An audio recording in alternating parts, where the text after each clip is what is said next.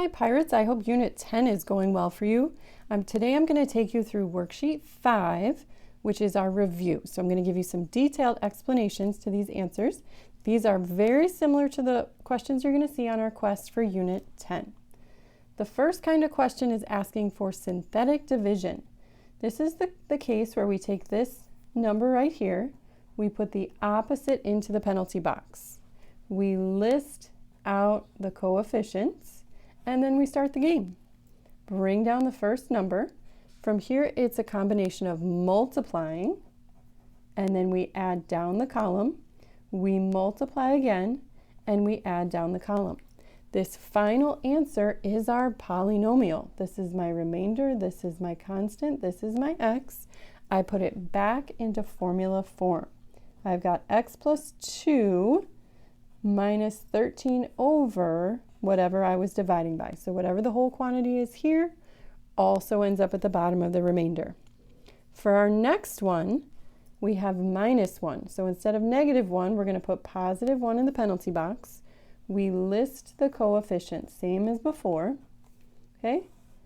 I bring down the first number. So I bring down the 3. 3 times 1 is 3. Negative 3 when I add down the column. Negative 3 times 1 is negative 3. Add down the column negative 1.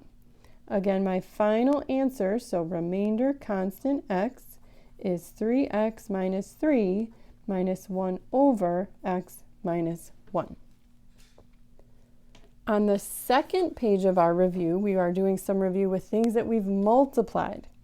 All of this is really going to come down to the distributive property, double distributive. You're going to take your 2x and first distribute it to every single term. So I have a 6x squared plus, oh, just kidding, 6x cubed, that's why we write in pencil, good news, plus a 10x squared minus an 8x. Now I'm going to distribute the 1 to everybody. So I have a 3x squared plus a 5x minus a 4. After that, we want to combine like terms. 6x cubed, sad but true, has no one to play with. A 10 and a 3 give me 13x squared minus 3x minus 4. After that, there's not too much that you can do. That is your final answer. Same thing goes for number 4, double distributive. Take the x and multiply it by every single term. And then take the negative 3 and multiply it by every single term. Even worse here, less combining like terms can happen. So when I combine like terms, the only things that play together are those x's in the middle. We get positive 2x. No one else is a like term, so this in fact is your final answer. Now for the last one, you actually have a choice. You can triple distribute, or what I might recommend you do is rewrite it. Sometimes I find that students just think it's a little bit easier if they put the smaller quantity in the front. But same as it ever was, double distributive. Take the x and give it to every single term. Take the negative 5 and give it to every single term.